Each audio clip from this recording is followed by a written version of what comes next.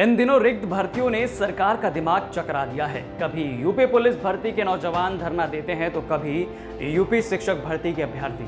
आलम यह है कि विधानसभा का चुनाव सिर पर है और सरकार इनको फिक्स करने का कोई फॉर्मूला नहीं निकाल पा रही है और मौके की आड़ में बैठा विपक्ष इस मुद्दे को गंभीरता से लेते हुए युवाओं के साथ धरना देते दिख रहा है। नमस्ते, मेरा नाम है गौरव कुमार पांडे और आप देख रहे हैं यूपी तक।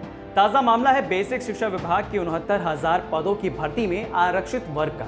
इन तस्वीरों को देखिए। 30 जून को ये अभ्यर्थी अपनी नियुक्ति की मांग को लेकर उप मुख्यमंत्री आवास के पास धरना प्रदर्शन करने लगे।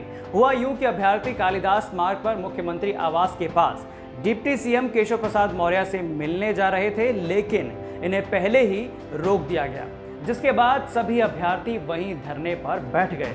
अब हाई सिक्योरिटी जोन में 200 से ज्यादा अभ्यर्थियों का धरना प्रदर्शन शुरू होते ही हड़कंप मच गया। सुरक्षा में खड़ी पुलिस ने आनन फानन में अभ्यर्थियों को बस में भरकर वहां से हटाया।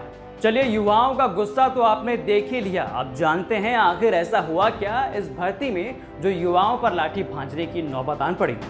दरअसल 69,000 शिक्षक भर्ती में तय हुआ था कि आरक्षित वर्ग या कहें ओबीसी और एससी वर्ग को नियम के तहत आरक्षण दिया जाएगा, लेकिन यहाँ अभ्यर्थियों का कहना है कि 69,000 पदों की भर्ती में ओबीसी वर्ग को नियमानुसार 27% आरक्षण नहीं दिया गया, बल्कि उसकी जगह मात्र 4% से भी कम आरक्षण मिला।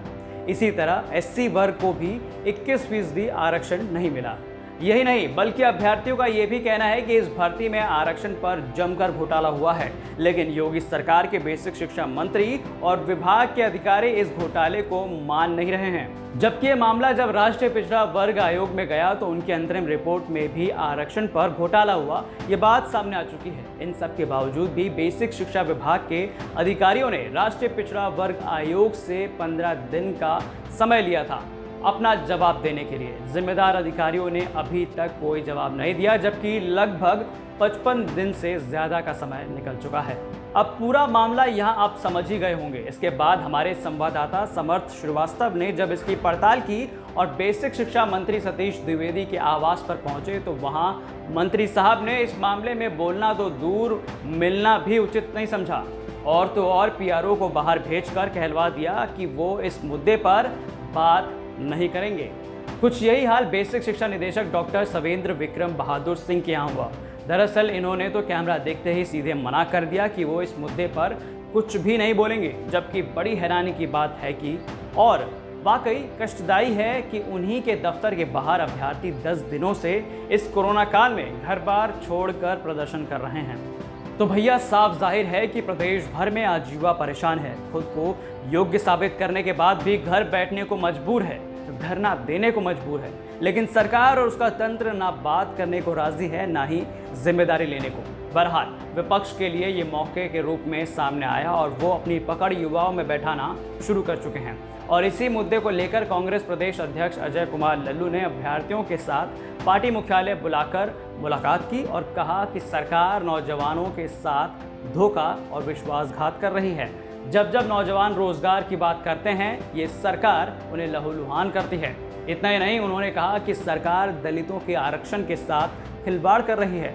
योगी सरकार पिछड़ा वर्ग और दलित विरोधी है। आज जब 69,000 शिक्षक भर्ती के अभ्यर्थी जो उप मुख्यमंत्री के आवास के बाहर जाकर प्रदर्शन कर रहे थे, उनसे मिलना चाहते थे, बजाय उप मुख्यमंत्री के मिलने के उन्होंने पुलिस के दम पर लाठी चलाते हुए कई लोगों के सर फूटे, महिलाओं को घसीटा गया और जिस तरह उत्तर प्रदेश के नौजवानों के साथ कार्य किया गया वो निश्चय ही सरकार की मानसिकता को दर्शाने का काम करता है। राष्ट्रीय पिछड़ा आयोग की यह रिपोर्ट है जिसमें स्पष्ट रूप से उल्लेखित किया गया है। इसका गठन किसने किया? भाजपा ने ही तो किया था। भाजपा के तमाम सदस्य इस पिछड़ा वर्ग के सदस्य हैं।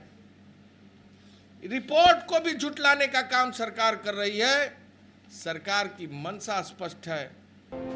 तो ये था पूरा मामला और युवाओं की कल की लड़ाई का पूरा सार। लेकिन आप इस मुद्दे पर अपनी क्या राय रखते हैं, हमें कमेंट करके ज़रूर बताएं और यूपी की बाकी तमाम बड़ी खबरों को देखने के लिए आप देखते रहिए यूपी तक।